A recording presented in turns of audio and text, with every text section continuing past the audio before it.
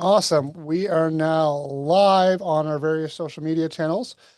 My name is Andrew Wall. I'm the managing partner here at CPA for IT, where our mission is to help our clients organize their finances, create wealth, and transform wealth into a legacy. And I'm joined with our lovely guest, Chukwu, who is the broker of record for Sherlock Holmes. This is our second time that you've joined us, Chukwu. So Mhm. thank you for coming back. I think everyone loved your session last time. It was very informative, and as we were saying, there's lots going on in the real estate market all around the world, here in Canada, down in Mexico as well. So the big question is where do we begin? And I mean, I think for me, the maybe the first question I have is about the recent rate changes that we saw from the Fed Mm. that Yeah. were somewhat unexpected, at least by myself, and I think by a lot of people who thought it would be held. And it wasn't, it was raised, which implies some level of confidence in the market. Um, and I know that there's a lot of trepidation out there because all on the news, you're hearing stories left, right, and center of these people who, bought in 2022 and, are now underwater. You're hearing stories about what's going on in Brampton, and the foreclosures. So maybe Chuko, you can just start with telling us what's going on in the market right now and what impact are these, changes going to have? Are you supportive of the rate change? Do you think it was the right move? Do you think it was? Okay. So essentially, everything that happened so far has been a response to what's happening with our orange shared neighbor Yeah. in the States, right? So when we were looking at it right now, the core inflation rate is about 2.25%. And so that's our current inflation rate. Now, usually in terms of inflation, we want things to go up just a little bit every single year. So just 2%. You don't want things to be the same, that's stagnant. You don't want things to go down in price. You want things to go up. And 2%, according to the Bank of Canada, is considered to be healthy. So right now, inflation actually went up. And the primary driver of inflation was actually gas. So remember when our genius, I wouldn't say anything, our wonderful neighbors decided to start some wars, a few wars that would, had a little bit of like an interest in oil, allegedly. All of a sudden, our prices, all of a sudden, gas prices went up. Now, think about everything that we do. If all of a sudden we're delivering groceries and you're paying for that, and it's more expensive to pay for gas, those retailers are going to transfer that cost over to us so that the cost of food goes up, right? Amazon, literally every single thing that goes up. Remember the tariffs that happened, right? When everything becomes more expensive, now all of a sudden things are going up. So what ended up happening for us is that some of us were actually expecting inflation to actually drop last year, this year. But what ended up happening because of the tariffs and because of the price of oil, everything actually went up. So it went from about 2%, it actually went up by 3.2. That was last May. But if you look at it right now, when you strip away oil, inflation is actually 2.1. So actually, things did not go up as much as people think it is. It's only temporarily because of gas prices. So right now, that's why our policy rate has actually been 2.5% for the majority of the year. It's actually been pretty stable. And every time that we're hearing the conversation is whether or not the Bank of Canada is going to drop the rate or they're going to keep it the same. I think for now in the future, because like I said, this man can allegedly wake up in the morning and start something else with some random country, something that we just don't see coming and get Yeah. blindsided. And then all of a sudden now it's going back up again. So right now, I think what the Bank of Canada is doing right now, they're just cautiously watching to see what's happening, but they're not going to increase it. I don't see them decreasing it right now. It's more, let's watch, let's see what's happening. Our core is only 2.1%. If we do something major right now and turn the markets on its head, it could be disastrous. I would hate to be an economist right now. I would not want to work for the Bank of Canada right now. It's not fun. No, Everything's a nightmare. I wouldn't want to either, but I guess that sort of ties in because we know that the Bank of Canada's target inflation rate is 3%. And so for over three, including oil, but we're under three when you exclude oil, that's where the rationalization and the justification for the rate increase came to because they're basically saying, hey, we're below our inflation target, so we can raise rates. Um, Now, the ultimate question is what impact is that having on the market? Have you seen any impacts already? Do you see that dropping prices lower? Because typically as interest rates go up, costs go down, right? 100%. What we're actually seeing right now, it's like how I say this, it's actually very positive towards if you're a buyer client or if you're a seller client. It's one of those situations where you sort of like wait to see what's happening. Because even though the prices have gone down, they're not going down significantly. Maybe a couple, maybe 3%, 5%, depending where you are. In some places, they're actually going up. But here's a key factor. When us realtors are looking at it, we're looking at the months of inventory. We're also looking at listings, like how many new listings are coming in. Here's an interesting fact. The number of listings that are coming up every single month actually going down. So less people are actually selling. So what's happening now, the prices are dropping by a little bit, but our supply has actually dropped significantly. I think if I'm looking at the chart right here, it says that the number of, this is interesting, from June 2026 in the GTA, the number of sales properties, the number of properties that actually sold went up by 9.4%, actually went up. But the number of new listings actually dropped by almost 13% year over year. So compared to last year, less properties are actually being in the market. And the average price actually dropped by 3.9%. So it's not what people are thinking it's a doom or gloom situation. I think that we're getting closer to equilibrium more than anything else. Right. And is that maybe a sign that this is an opportunity and that we could be starting to see a bit of a turnaround? Because I mean, if inflation rates are going up, or if interest rates are going up, it means the government has confidence in the economy. Yeah. We've also seen that we know that there are people who are underwater. You know, these people who bought in 2022. You know, we've seen that the government has come in and now they're going to do this buyout out in BC, which seems very much like friends helping friends rather than helping the economy. But the reality is that there's we know that there's people out there who are in that situation that they just literally cannot afford to sell because what the market price on those properties is below what they owe on their mortgages. They literally cannot sell. True. So, and this is part of the problem too, is that effectively that's why days on market is going up so high, is because they're listing at prices people won't buy at because they have no choice. They have to list at those prices. And as a result, we're starting to see more foreclosures coming to the market, right? Mm-hmm. Brampton being the worst case scenario, you know, arguably in the country, certainly in the province. What does that mean for a real estate investor? Does that mean that this is, you know, when there's blood in the streets, this is the time to make money? Is this an opportunity, or are those properties still overvalued even at the you know, these quote unquote discounted prices? Okay, so it's a stat that I found very interesting. I didn't know, like I had no clue, so I have to check it out myself because I noticed that whenever I'm reading the news, they tend to sensationalize things. It's over dramatic because it's news, right? News is meant for people to actually have a belief of what is actually happening. So the mortgages in arrears for January 2026, right? All that's foreclosures, power of sales was actually 0.29%. Essentially it means that I think it's 1 in 3,000. I don't know the math, but maybe a little bit of that. But 1 in 3,000 are actually going into under foreclosures, right? Now, if you check that from previous times, it might be 0.026, right? So the actual number of foreclosures are not significantly higher than what they were in the past. It's still very, very minute. Only thing that it's targeted towards Brampton because more homes in Brampton are being foreclosed than the rest of the GTA, right? But it's not significant enough where, like in the States, might still at 1%, 2%, something like that. It's really just a very, very small amount, like 0.29. I know in the past I've seen 0.07, right? So if you consider it in terms of like trends, 0.07, okay, that's next to nothing. 0.29, from 0.07 to 0.29, yes, is a definite trend going the other direction. That means there are more foreclosures. But if you look at the grand scheme of things, it's only 1 in 3,000. So you're not getting those sort of deals that we're looking for.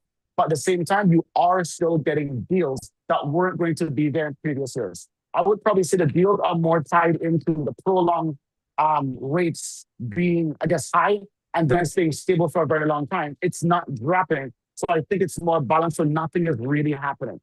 However, I know from last year when the rates were going up consistently, if that continued going up even this year and continued, I strongly believe it wouldn't be 0.29. You might probably see one of the first times I could ever remember in history where it's like above 1% and higher. But I think right now it seems to be okay. It's more balanced. The fact that there are less listings in the market is actually a good sign. That means there's less competition. So therefore, I'm likely going to say that things are probably heading into a spot where it's just balanced. If you find a good deal, you can get one. In Brampton, I think the average home is selling for like under, I got a 12,000 or 18,000. I can't remember. But I'm asking. So you do see that adjustment, but that is still considered to be bigger than the rest of the GTA. So Right. if you think about it, 18,000, 15, 12,000, whatever it is, it's not a substantial amount when you're going under. I've seen 50,000, 60,000, etc. But if you look at the median right through, it's just slightly under. Right. And the thing is, like, even up 9% in total number of sales year over year, we're still down compared to, pre-COVID numbers or virtually any other time, right? So, and now, actually, believe it or not, we already got several questions that have come through. Okay. One of them is sort of ties into this is, okay, so we're now seeing risks in Brampton worse than any other areas. So where are the best real estate? And as you said earlier, I think you and I discussed this is there's still, it's more property specific than it has ever been. There are properties that are going above market, and there are properties going below market value. And it really is dependent on the individual property itself and whether it's desirable and whether that effectively the person who would want to be moving into your type of home or property has the cash flow to be able to buy in at what current market rates are. But the question coming out of the audience is, where do you see the best real estate investment opportunities in Toronto? Is it in the GTA, the suburbs, or outside the GTA entirely? If we're looking just principal residence, but as an investment opportunity.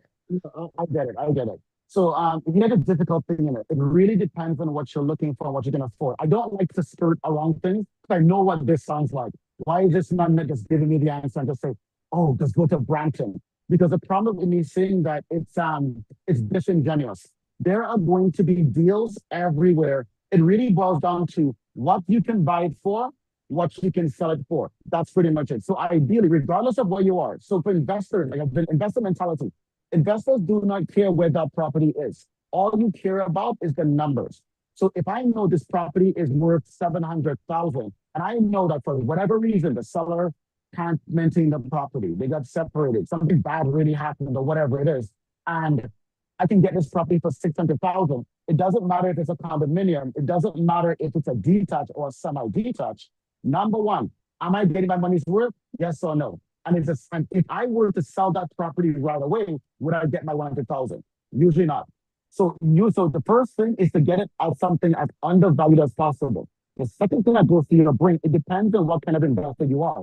Are you the type of person that could renovate a property and then sell it? Are you able to put a basement apartment downstairs? Can you afford it? Does the rent that you'll be getting, would that carry it? How much would it actually increase in value? These are the sort of things that you're thinking about in terms of investment, right? Because right now I can tell you, oh yes, right now we can get condos for dirt cheap. Of course, I'm just sell you condos left, right, and center because they're just not selling. Now, if you forward by 10 years in the future, would you probably double it? Probably. I'm not going to tell you will, but more than likely, it's going to go up in the next 10 years because that's where the trends are.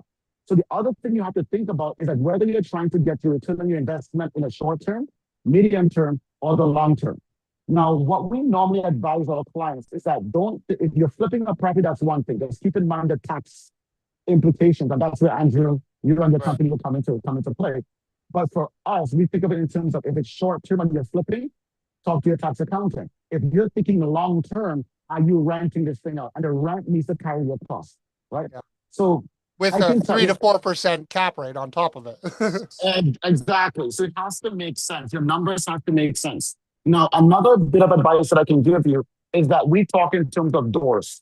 How many doors does this property have? It's a fast way of thinking about it. So if you have like a 5-bedroom property, you have 4 doors, 5 doors. Oh, Jesus, why are you taking advice from me? You have 5 doors. Let's say, for instance, you're able to rent out a room. Anyone of you guys have seen the cost of a room nowadays? $700, $1,000, right? Not uncommon. So if you rented out those 5 rooms, that's $5,000. Now, if all of a sudden you were to rent out the entire house, right, an entire 3 bedroom house, and maybe there were 2 bedrooms in the basement, you rented the entire property. You're not going to find it for 5,000. It might be more like the entire house, even with the 2 bedrooms, would be closer to 3,500 or even $3,000, depending on where you are. Right. So one part, it depends on not just how many rooms with a 5 bedroom home, but how many rooms are actually being rented. It actually factors in how much you can make. Now, not everybody wants to be a slumlord, but that's how you think about it. Can I rent out the top floor separately? Can I rent out the basement separately? So when you're getting to like semi-detached raised bungalows, I mentioned that before, those are my favorites. You can rent an entry-level investments. You can rent out the top floor. You can live in the top floor. You can rent out the basement. You have options, right? Right. Condos scare me a little bit because when things go down, you can't do anything. People don't want to share a condominium. So normally Well, when you're not getting to into mention that you've got yeah, issues with the condominiums where if people are going, if people are struggling and going belly up and there's issues with the reserve fund, you could find yourself in, even though you're perfectly capable of, maintaining your property and supporting it, you could find that you get into a situation real fast because other people in the building can't. exactly, or it's mismanaged, or they can't afford, they did something stupid. It Yeah. happens all the time. Yeah, and the fees just go up every year, right? It seems so. It's insane what some of the management fees cost. They're more than rent in other countries. Like I know you've looked at Mexico a lot, and like I would not shock me if you could find many condos in Toronto where the condo management fee or the condo fee is more than rent in Mexico. Easily, easily. Okay, I'll give you an example of where I'm stuck. I can't show the camera, right? But the place I'm in right now, there are 4 bedrooms right now. I'm sitting in my office. This is a fake background, but I'm Yeah. sitting in an office right now. There's a double car garage. Like it's huge. It's a humongous place. I'm renting right now because I'm buying probably next year. And I'm paying about $900 a month. Every single Wow. bedroom has its own bathroom and it's humongous. It's absolutely unnecessary. I have no reason to do it. So Yeah. try to imagine what a 2 bedroom apartment would actually cost me. It would be less than half of what I'm paying. $400 maximum, and that's it. So it's and one last thing I'll also add: the property tax for something like this would be about $500 for the entire year. So that's the way the reason I'm saying again. It does seem extremely expensive, Yeah. especially when I return to Canada. It just seems unreasonable. Yeah, I think that's what I spent on electricity last month just for the AC. um, but we've got a couple more. Let me see. Some of these I'll do my best to answer. That says, can you explain if using your own personal income to pay down your principal residence mortgage when you have a HELOC in place, this frees up room on the HELOC to pay for rental property expenses, which then allows you to write off the HELOC interest. Is this allowed? So, I mean, first of all, as near as I'm not a banking expert, but near as I understand, just because you pay down your mortgage does not automatically open up room on your HELOC unless you're getting your house reappraised and increasing the HELOC room. So paying down your mortgage does not, to my knowledge, open up any room on your HELOC. Now, can the interest be deductible on the home equity line of credit and the mortgage interest? Mortgage interest, definitively. Home equity line of credit, if it is used solely for the purpose of funding renovations and work on the property, arguably you have a position for deducting that interest. What I can say is that it can get very complicated because often those are under personal names, and if you're trying to do this through a business, it can get real muddy real fast. If you're doing this on a personal, it's a little bit cleaner, but it certainly is possible. What I would say too is that even though interest rates have gone up recently, they're still relatively low. And I would argue that you could very easily beat your borrowing costs with a simple index fund. And I think this is an often a a misconception that I think people from my generation have is that you should just pay down your mortgage and pay down your lines of credit as quickly as possible, and that is your path to financial freedom. And it's what my parents taught me. It's what my parents taught them. And for years, that made sense. And particularly in my dad's time when we were talking double-digit interest rates, makes perfect sense. But when your cost of borrowing is less than the dividend you can get on a bank stock, which is considered a blue chip, very conservative, very safe investment, does it make sense to pay down your mortgage at 3.5% when you could be getting 4 in cash from the bank plus potential capital gains? And I think that the number one thing I always say to my clients when they say, hey, should I pay down my line of credit? Should I pay down my mortgage? I first say is, well, what's your lost opportunity cost by not investing that? If you'd sit it in a GIC, you're probably better off paying down your line of credit, paying down your mortgage. If you were to invest it in an index fund or stocks, where you're going to average a 5 to 10% return, probably better off doing that. And not to mention, once you're self-employed, that situation can get even more complicated because oftentimes that means in order to get the money out of your corporation to pay down your home equity line of credit, you got to take it as personal income and pay payroll tax on it. So not only are you missing the opportunity cost of investing, you're paying a premium to take the money out of your corporation, because otherwise you would leave it in the corporation and you would invest it under the corporation's name and it would grow at 5 to 10% inside, pre-tax inside your corporation, or at least pre-personal tax, which is what I typically recommend. But every situation is unique. And I don't know, do you have any takes on that, Chukwu, do you know much about financing and home equity lines of credit? Can you, Yeah, if I've you done pay it down your before. mortgage, does that automatically open up equity in your HELOC? It depends on what product you want, but the one I've done, I have a deal up in mind as well. And the tax space actually increases the more I pay down my mortgage. So it actually did go Oh, up. is that like the Manulife One product, something like that? It's like that. RBC does it. I know a lot of the major banks they do it. Where if you as time goes on, the amount of space that you have actually does increase, and it really depends on what you do with it at that point. So I have done it before. Um, I didn't use it to buy property. I actually used it to renovate one of my properties. And it was a very, I don't want to say too much, but basically lend the corporation money, if that makes any sense, for it to Yeah. work out.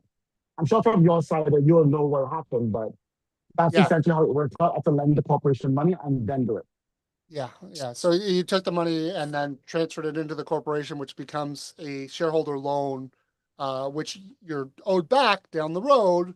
But obviously, if you're funding development for the property and the property's under the corporation's name, you're not getting that money back for a while. Exactly. Yeah. Yeah. So you got a couple more. Is the Smith maneuver possible in Canada? It's been in the US. So yes, the Smith maneuver is possible. For people who are not familiar with the Smith maneuver, it is that if you borrow money from an unregistered, um, if you take money out of your, so let's say that you, I don't know why I'm struggling with this so much here. So the Smith maneuver is basically a way that allows you to deduct the interest on a loan that you wouldn't otherwise be able to do. So basically, what it allows you to do is take equity out of your property. Now, normally the interest on that loan would be deductible if you had a rental property. But if you don't have a rental property and it's your principal residence, it's not deductible anywhere. But what you can do is if you take that money and you put it into an unregistered investment, the interest can be deducted against the gains that you're making on those investments. Is it possible? Yes. Is it done by many people? Not very often. And what I would say is that it's a way of creating leverage. So leverage is when you borrow money to invest to make money. And that can be incredibly lucrative, but it can also be incredibly damaging. And with the economy being where it is, And there's so many unknowns with what's going on in the US and world politics and everything else. I don't think I would be advocating for a Smith maneuver in this economy personally. Is it I think possible? Yes. I think that's my take. I remember it's one of those things that they taught us in investments. So essentially, what you do, you take your interest and you look to pay on your mortgage, and then you, as you keep on getting more space in the HELOC, you just keep on transferring until your mortgage becomes zero, and then you have this gigantic loan, right? So the whole point was to pay it off properly, and then the goal was that the interest altogether is now tax deductible, right? So I remember I read about it, and I was like, oh, that makes sense. Maybe I can pay off my mortgage, have this stupid debt, and write it off because it was a rental property. I'm like, oh, that makes perfect sense. The one thing that actually stopped me from doing it because the interest rate was so bloody unpredictable, it scared me. Because usually all of my investments have a variable rate mortgage, but I want to quickly exit if I have to exit. There's a 3 months penalty and I'm out. The problem is that if all of a sudden now you have a tenant for 1 year and you're doing a Smith maneuver, and what we saw, okay, I'll confess something. When you were talking about the interest rates, I was thinking of the Bank of Canada like rate. I was thinking of the bank's actual rate. So yes, they have been going up. So all of a sudden, now your rate might be 1 point something percent, and within 2 to 3 years, you're hitting 7%, right? Yeah. 6 times the 6 times the amount. What are you gonna do when you can afford that? Because your property is all it's a loan. It's all interest, and Yeah. your interest is going to go up. How are you going to handle that? What would you even qualify for? Because if you're qualifying for something else, they're going to look at your debt. They're going to look at your debt ratio. It's going to be absolutely nuts. Yeah. Yeah. And I would say, I mean, there are situations where it makes sense. And depending upon your total net worth, you Yeah. know, it might make sense. But I would say for the average person, it's a giant red flag to me, and I would avoid it. Um, unless you had a significant amount of net worth and you'd also have to be relatively young, in my opinion, because you'd have to have a significant net worth and be at an age where your goal is to grow it and that you're willing to take risks, right? Once you hit a certain age, it's about protecting what you've built over your lifetime rather than trying to grow it. But when you're younger, you're trying to grow and you can afford to take a little bit more risk because if things do go sideways, you've got an opportunity to fix that. The time. Now, there's another question here, and I don't know anything about this. You may have heard something about it. It says Canadian insurance brokers hearing using a type of insurance to fund real estate investment to build wealth. Does it require a licensed insurance broker to manage, or can it be personally? So, first of all, I'm not familiar with these products. I don't know if you are, Chukwu. I'm not sure of any Canadian insurance products for investing in real estate. So I'm just not familiar with it. Have you heard of anything like this? No, actually, I'll have to look it up. I've Yeah. never heard of an insurance policy that actually deals in real estate in my entire life. Yeah. I The can look one thing into it. what I would say is if it's an insurance program, you don't buy insurance ever not through a broker because I'm not sure that's insurance. um, but that's a giant red flag to me. Is first of all, if anyone's offering you an insurance product and they're not an insurance broker, how are they? You can't. It's a licensed industry. I don't think you can buy insurance through anyone but an insurance broker. And I'm not familiar with any insurance products for investing. So I unfortunately, I don't wonder if really it's know. I wonder if he's talking about like CMHC or Canada Guarantee that actually insures your default mortgage. I wonder if that's what he's referring to. Oh yeah, like okay, maybe. So for first time buyers and being able to put less down, that maybe is what he's. That Uh, is the only thing I can find online. And it never, it's never thought of me like mortgage default insurance. yeah, Maybe that's what he's thinking about. maybe if you're on the line, if you can clarify. He said yes, RBC does free up space. That's follow up to someone else. So for him, for that individual, he's got something like a Manulife one with the RBC platform where when he pays down his mortgage, it will increase his home equity line of credit. So in theory, Yes. paying down your mortgage does the same thing of paying down your home equity line of credit. Now the question to me is, and be curious for what your thoughts are on Shuka. What's like, why would you want to pay down the mortgage as opposed to the home equity line of credit? Because wouldn't the home equity line of credit carry a higher interest rate typically? Or I guess if it's one of Usually, these blended products, it would be the same. I think they're doing it more for the write-offs more than anything else. It's just completely separate. That's pretty much all it is. Yes. So when you pay down your mortgage, that's one thing. But okay, so what I've done is that I paid down my mortgage, but then I use the HELOC to invest in different things. Yeah. Now, it's almost like an easier way for you to refinance without the penalty. Because if you were to pull $70,000 out of your main property or your investment property, you're gonna have to requalify all over again. When you get Yeah. a HELOC, you don't need to requalify. You don't deal with the transactional fees. It's just money is available. So technically, if you pay down your mortgage and your HELOC actually goes up, you have a much higher borrowing cap, and the interest rates are cheaper. A lot of times, they tend to be cheaper than just borrowing directly from the bank. So Yeah. it's like if the mortgage rates were about 3%, 4%, you might have a HELOC somewhere around 7%. But if you were to borrow that on the street, it might be 15%. So that's why like some people I know might take their HELOC and lend it to other investors at 15, or they would take that 6 or whatever it is, and then invest it somewhere else with the goal of it being at least 10% or more.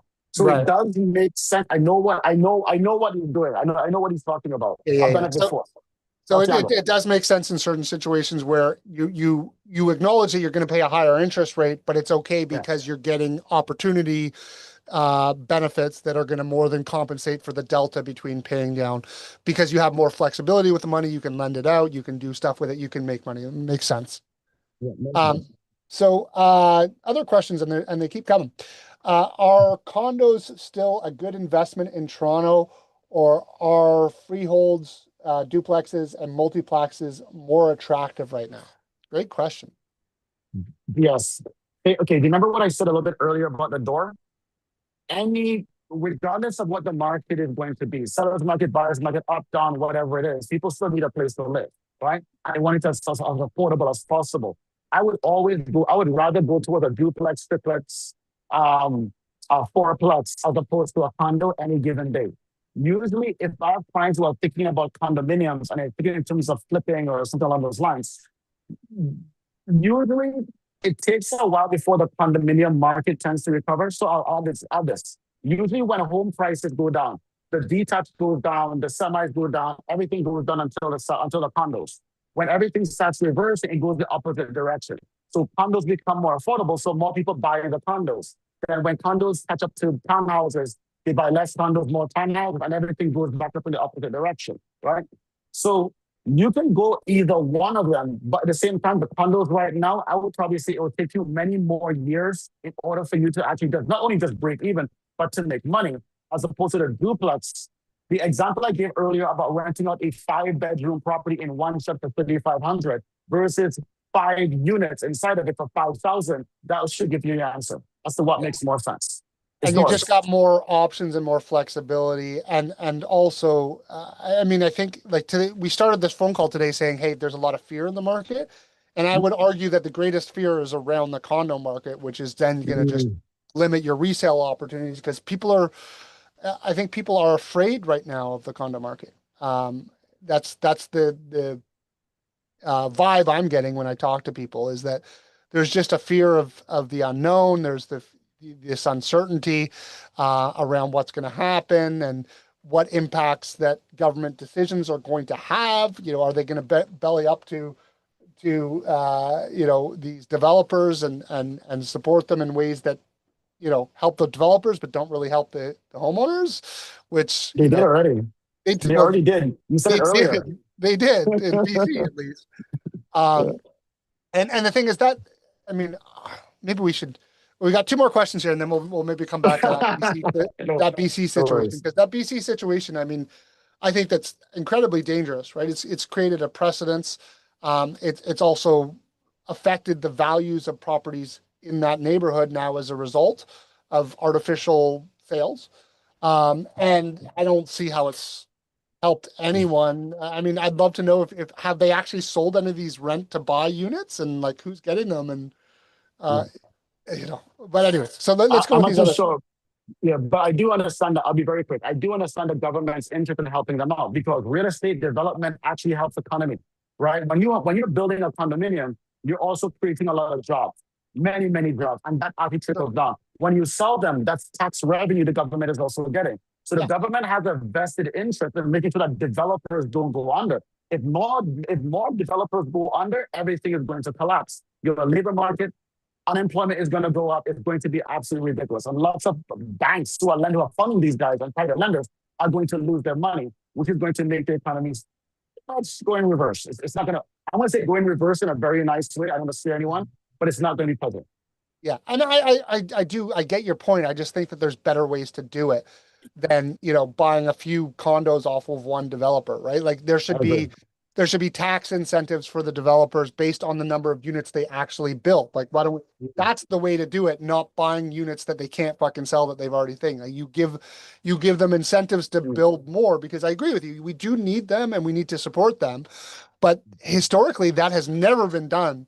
No, it has never in a million years been done where we're going to come in and buy out the properties you couldn't sell at a price no one would buy them at. That's fucking crazy, but I digress. I want to see what I think because it's going to be reported, but yeah, I think we all have an idea of why they're doing that. Well, and the thing is, I would say I, generally speaking, have been very supportive of Carney, and I think Carney has been doing some right moves, and he is very much a very savvy businessman. And there's maybe more to this than I know and understand, but from the outside, it looks stupid. But let's go through. We got two more questions, and this one is a really, really important one.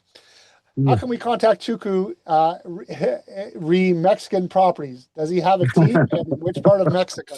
We haven't even talked about Mexico yet, really. I mean, other than saying that you're in a place there that's cost less than my dad's condo fees. Oh man. Okay, so the area I'm in that's called Merida, Merida, is considered to be one of the safest places in Mexico, actually all of Latin America. Honestly, I love it. It's a nice vibe. The beach is about 30 minutes away. All the amenities that you're looking for is actually there. McDonald's, Tim Hortons, whatever. It's all right there. And you get to Mexico, and you can see a pyramid the exact same day you're going to a Costco. They sort of give you an idea of what it is, and then go to the beach right after. So that's why I like it. Not just for that, it's safe and it's affordable. My grocery bills might be for myself might be $50, $60. You'll last me about a week. It's very different.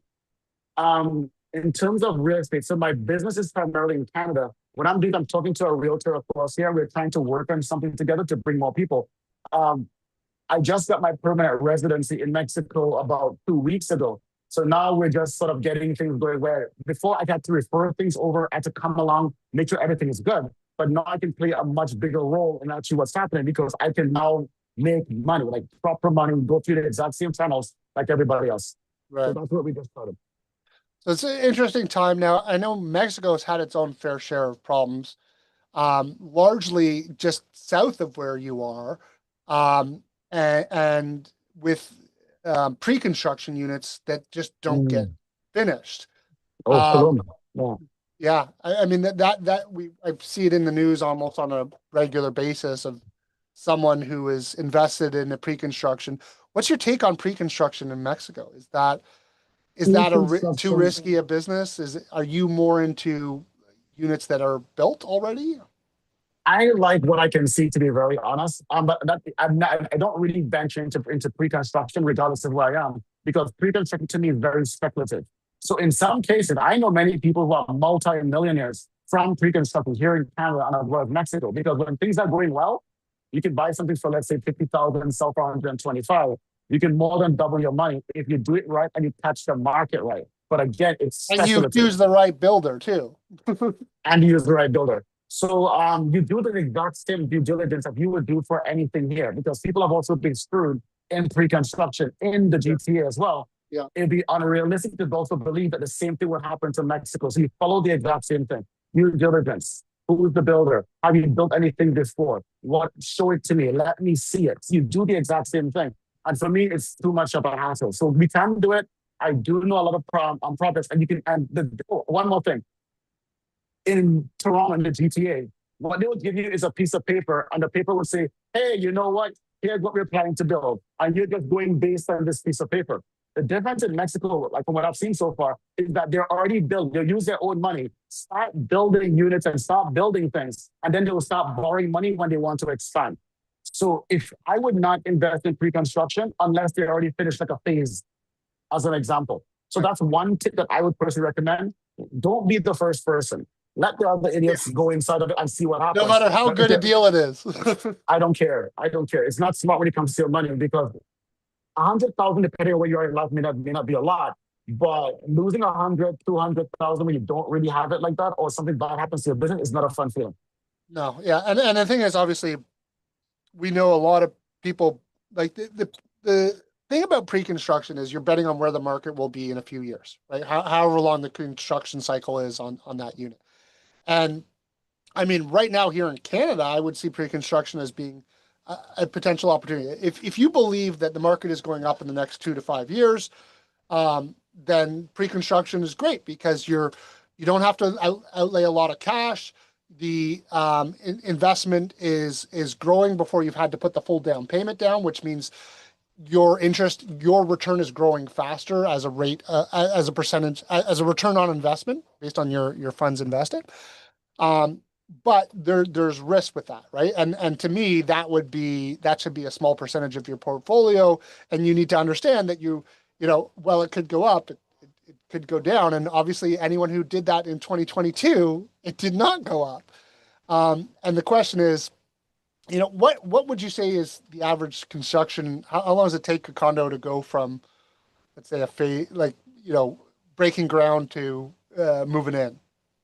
At least 2 years, right? Yeah. I guess it can vary dramatically, but at least 2 years, Yeah, right? in Canada, yes. In Mexico, because a couple months, it's Yeah, yeah. different. It's very different. Right? They're really fast. I don't want to say too much, but they're really Yeah. unbelievably ridiculously fast. So all the more reason to maybe give up a couple percentage points and wait till the unit is built and you can Yes, see it with your own two eyes hundred to percent. invest in it. So now, just to give people a ballpark of what the markets look like, if you were to compare, I know it's not comparable, but a two-bedroom condo in Toronto versus a two-bedroom condo in Merida, doing your best to like take an average of the units because I know there's high end, low end, everything in between. Just taking an average unit, what would you be looking at it for an average two-bedroom unit in Canada, let's say in Toronto, versus Merida, and what would you be looking at as far as annual maintenance fees? Okay, so in Toronto, in the GTA, you can find 700,000. If it's under seven, the maintenance fees are pretty high. But all these 700,000, 600,000 around that range, you can find that, and it shouldn't be too problematic. Now, when it comes to Merida brand new, it depends on the project. It could be 90,000, it could be 120,000. It really depends on what is coming in because some of these places, they're nothing you've ever seen. Right. It's the quality is absolutely insane. So what you're paying for an ultra luxury condo, I don't see too many like basic condos. They tend to be the best flooring, the best floor, the best literally everything. And those are the ranges that I've seen. Now, can you get higher? Yeah, definitely. But those are the ones with the infinity pools and Yeah. gigantic three-story gyms and all that. So that's a pretty significant variance. And not to mention, I would hazard a guess that your rental income, if you're, and can you still do Airbnb in Mexico right now? Can you do Airbnb in Mexico? Yeah, definitely. So if you're doing Airbnb, of course, Airbnb takes a cut. So that can definitely happen. You can do regular rentals. The rental, okay. So we were doing some analysis before, and then everyone pretty much said if you were to rent it out, it takes an average of 10 years, 8 to 10 years on average before you pay out that property completely. So from the time you purchase it and you were to rent it out, it normally takes 10 years and it's completely wiped out. So that seems to be the average. Can you do Airbnb? Yes. And you rent to the locals? Yes. Regardless, to make sure that you actually hire a company that will actually take care of it. Right. Because the cost of labor here is dirt cheap. It's just a matter of who you know. Yeah. Now I also know, like, just by coincidence, because my brothers own some properties in the Dominican, that some Mm. properties are structured where they will do the renting for you. There are properties like that down in Mexico as well, where Oh, definitely. In they'll Maryland, yeah, definitely. yeah. You don't even have to manage it, and in his unit they had a guaranteed rate of return, and then a capped maximum rate of return.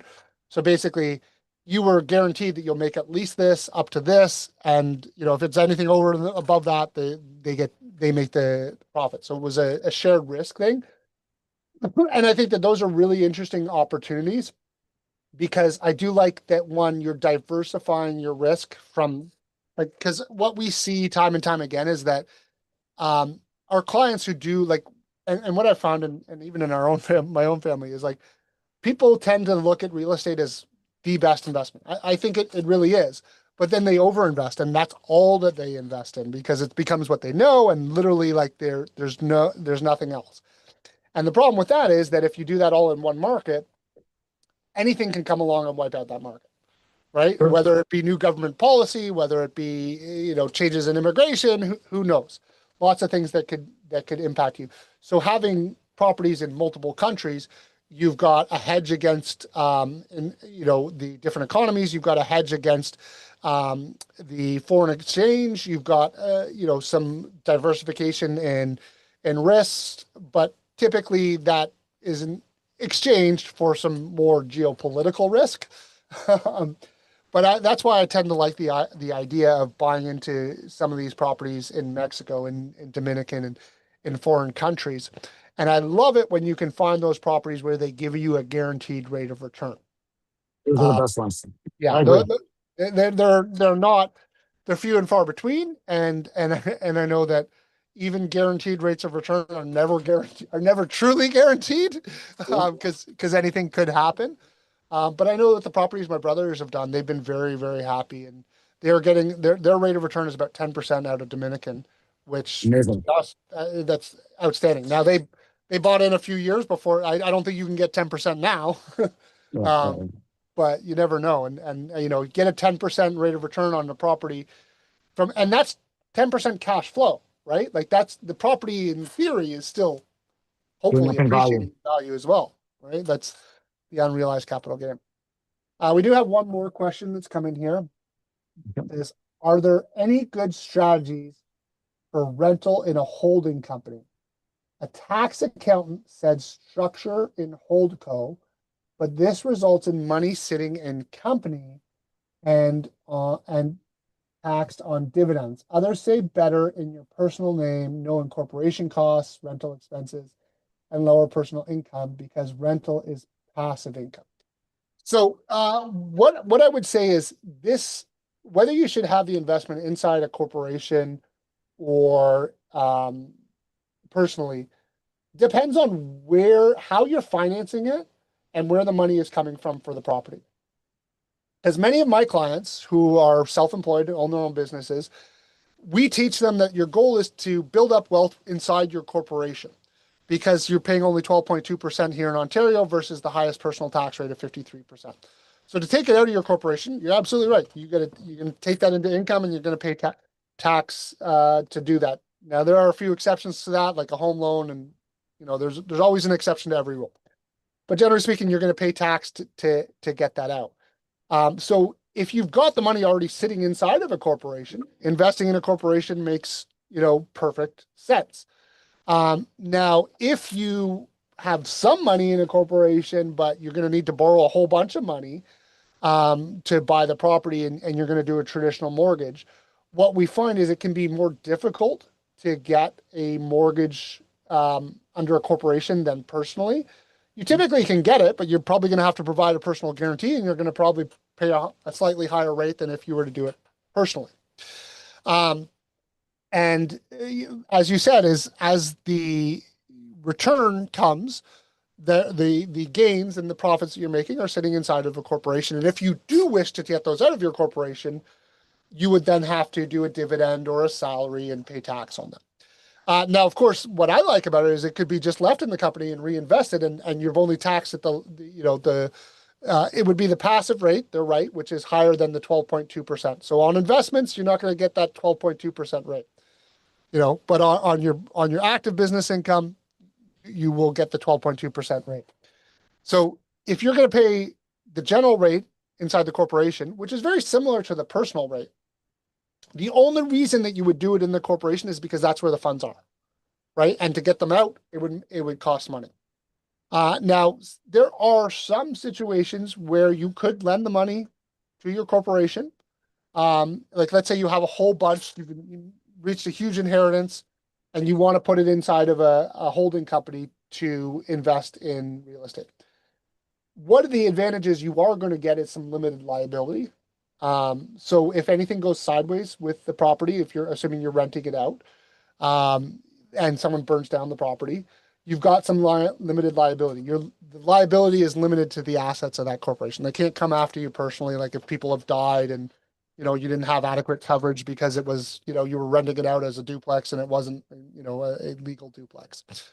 So there are some ways that it can become beneficial, but it's not primarily from a tax perspective because, as the original poster said, real estate investing, unless it's your job, it's considered passive income, and that's subject to the general rate, and it's going to be a higher tax rate that is very similar to the same rate you would pay if you had it inside your personal name. In addition, you now have incorporation costs, you have ongoing accounting costs, you have additional fees. Now, if you are an IT contractor and your whole strategy has been building up money inside your corporation, you're looking for ways to use that money. It's a completely different scenario. I would not go out and take a whole bunch of inheritance money and create a company out of blue just to invest, because I think there's other ways to protect against downside that are cheaper, like just using traditional insurance and protecting yourself against risk that way rather than trying to use limited liability, because limited liability, it does exist, but an expensive form of insurance. I don't know if you have anything to add to that. I guess that's really more of a tax thing than That's your world, Andrew. That's your world. I just learned. I'm just taking notes for myself. Yeah. Well, here's the beauty of it. I mean, this is why we do these, right? Is because I can handle the tax side, you can handle the market side, because I don't know the market the way you do. And now we are coming up. We've only got a few minutes left. Is there anything that you think we haven't touched on that is really important for our community to hear about when it comes to real estate investing in 2026? I would probably say try to keep an eye on the price of gas. Like that would normally tell you, give an idea of where things are going to be heading. If it keeps on dropping, more than likely you will see inflation begin to drop. If that continues to drop and you see anything less than 2%, we start seeing inflation hitting 1.9% or something like that, assume there's going to be a rate cut coming and assume that people are going to start doing things. So I know I was reading one article and they were guessing it might be the early quarter of next year. That's what they're thinking. So I would say that until everything comes out, hopefully this idiot doesn't do anything stupid, watch the inflation rate. It actually is a very key indicator. And before that, look at the gas prices, because most of you are driving and getting filling up gas. Oh, It starts getting cheaper, assume inflation is going to drop. Inflation drops, your rates are going to be a lot lower and you're going to start getting discounts. The second thing is that, right, but it becomes almost a race at that point, right? Because you're trying to time that before they raise interest rates, because as soon as they raise interest rates, price drop. Yeah. I don't know. Yeah, it's probably going to be reversed. I don't see them increasing the interest rate, like the budget kind of increasing interest rates anytime soon, because they could have. Like when it hit 3 point something%, they could have indefinitely increased the interest rate, but the core was still 2.1%. Right. Now, yeah. when interest rates, they would drop the interest rate, not increase yeah. them. If inflation is coming down, they're dropping the Sorry, No, it's all good. I was thought in the beginning when I was thinking you were referring to the Bank of Canada, and I'm like, I'm gonna drink too much tequila. That's what I was thinking. Yeah. It took me a minute. I knew exactly what you're saying. So I would say the last thing I would tell them is to consider the cost of having a fixed rate mortgage versus the variable rate mortgage. A lot of banks will push you to do the fixed rate because, well, that's what they do. The fixed rate, where they make their money. Exactly. It's guaranteed for a couple of years. Now, nowadays, I've gotten a rate for prime, which is like 2.25% minus 0.80. Don't go with the first option. Yeah, they were telling me my renewal was prime minus 0.25. And I told them, no, not going to happen. Right? He's like, oh, well, you know what? That's the best we can get. I'm like, talk to someone else. I'm a broker. Not going to happen. Came up with 0.50. Not going to happen.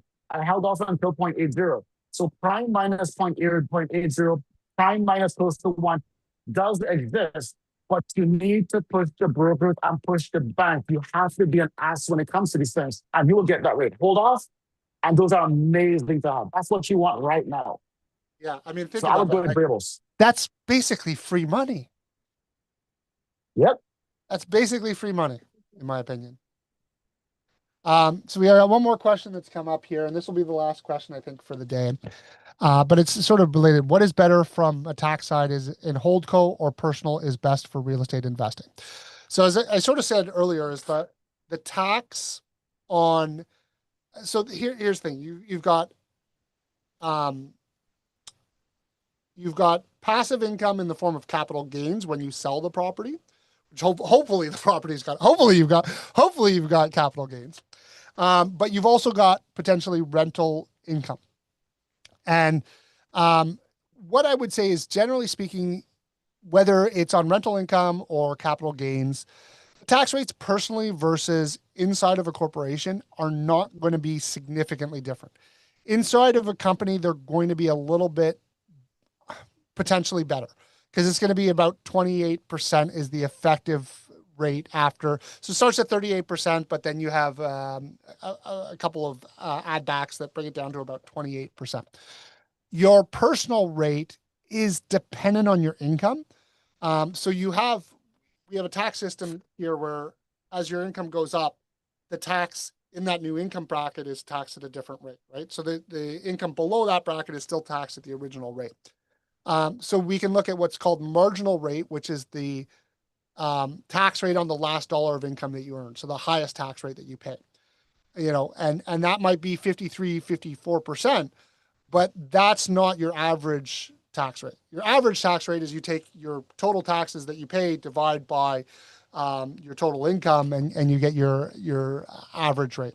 And that is going to be closer to probably around 33% for most people. And it is 100% dependent on how much income that you have, right? Because you're going to have, basic exemption up to about first 15,000 and then up to 40,000. If you only took $44,000 out of your corporation, you're going to be well below the 28%, right? But if you took 150,000 or better yet, let's say 250,000, which you're into the highest 53.54% rate, you're going to be, well over 30%, and it's going to cost you more personally. So it is dependent on which it is, but I would say that the more important question isn't like, am I going to pay more tax if I do it in a holdco or if I do it in a thing? The question is, where am I accessing the funds from, and how am I getting them to whatever vehicle? Because that is likely going to have a much bigger impact. And let's say, and there are strategies as well where if you've got money inside of your corporation to get the funds out through the use of a home loan to invest personally. So you could still own the property personally, but have borrowed the funds from the corporation. Now you will have to return those, and you're going to have to pay yourself interest. And anyone wants to know, come to our top 10 of, advanced tax strategies, and we talk about home loans in that session. So there are strategies available to do either. But it's not like there's going to be this massive benefit of switching to a holding company as opposed to doing it under your personal name. Now, things become very different when this is an active business, right? If you are an active real estate investor and you're flipping homes and this is all you do and this is what you do for a living, and now it's going to be taxed not as a capital gain, but as active business income, which is going to be 12.2%. Now, it's 12.2% here in Ontario, but it's on 100% of the gain. Capital gain, as we said, is probably general rate is closer to 28%, but you're only paying that on half of it. So you're really at about 14% versus 12.2. So there's a benefit, but we're not talking huge dollars and cents here, right? Like this is, and there are situations where it might not even be that big of a delta depending upon your situation, right? So, this is, to me, is not a, real estate investing does not need to be done inside of a corporation. Now, can it be? And are there situations where it does make sense? Absolutely. But if you're sitting there and you've got a bunch of money and you're thinking about being a real estate investor and someone's told you, you need to set up a holdco, that's bullshit. You do not need to set up a holdco. And I would say before you go and incorporate, sit down and talk to an accountant and go through your individual situation to see if a holdco is going to cost you more or save you money, because it could go either way. And I on love that. that, That's very informative. I literally, appreciate that one. we're literally on time now. So again, I do maybe just close, Chukwu, if you want to give everyone your contact information again, for anyone who might have missed it earlier, because I know that there are people who are interested in there are people who are looking at real estate and seeing now as potentially a turning point, because as you said, is oil prices are going to be a big factor. And if this war comes to an end, that's going to change oil prices real fast. Say that again. My best contact is my email. It's broker, BROKER, at Sirluckhomes, SIRLUCKHOMES.com. So broker, BROKER, at SIRLUCKHOMES.com. My name is Chukwu, CHUKW. That is even the best way. I check my emails twice a day, by the way, in the morning and at night time. So if you don't hear from me early in the morning, I will pick it up in the evening. Yeah, that's that 4-hour work week mentality. That's what they tell you to do, right? I love it. Well, thank you again. Always a pleasure chatting with you, Chukwu. And thank you everyone for joining us. Hopefully you found this session helpful. And we'll see you in 2 weeks for our next one. So thank you again, Chukwu. Have a great day.